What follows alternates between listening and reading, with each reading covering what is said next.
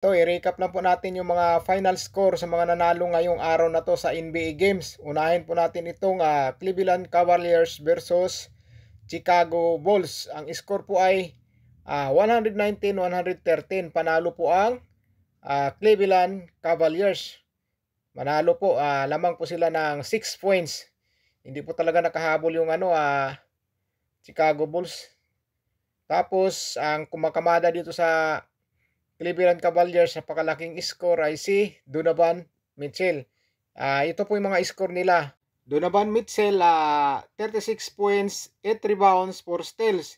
Si KD naman sa Chicago Bulls, 18 points, 9 rebounds, 7 assists ba?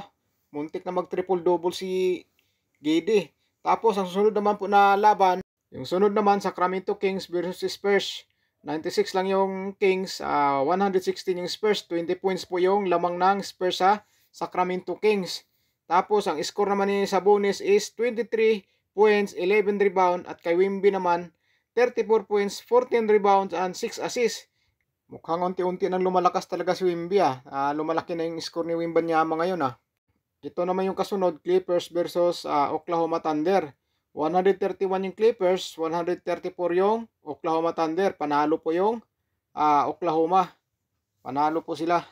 Ang mga high score naman sa Oklahoma is si Alexander, 45 points, 9 assists, 5 steal. Tapos sa Clippers naman si Norman Powell, 31 points, 3 steal. Grabe, laki ng score ni Alexander. Talagang pang MVP. Galing naman kasi, shooter naman talaga to sa mid-range. Ito naman, Wizards versus Rockets. 92 lang yung Wizards, 107 yung Rockets. Panalo yung Rockets. Talo yung Wizards. Lamang sila ng 15 points. Ito naman yung mga top scorer. Sengun, 27 points, 17 rebounds, 3 blocks.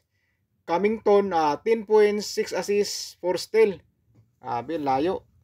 Sengun, grabe yung rebound ni Sengun, no? 17 rebound, grabe. Ito naman, Brooklyn Nets versus Pelicans.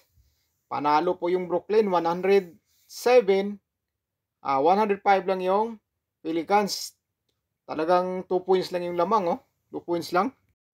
Yung top performers naman, Claxton, 13 points, 9 rebounds. Ingram, 24 points, 9 assists.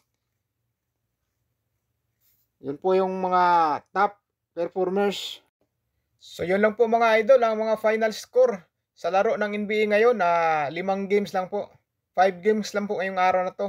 At yun po lahat ang final score ngayong araw na to. Maraming salamat sa panonood nyo mga idol, at huwag nyo sana kalimutan mag-like. Paki-subscribe na rin po mga idol para sa mga susunod kong video. Maraming salamat po at ingat po kayo mga idol.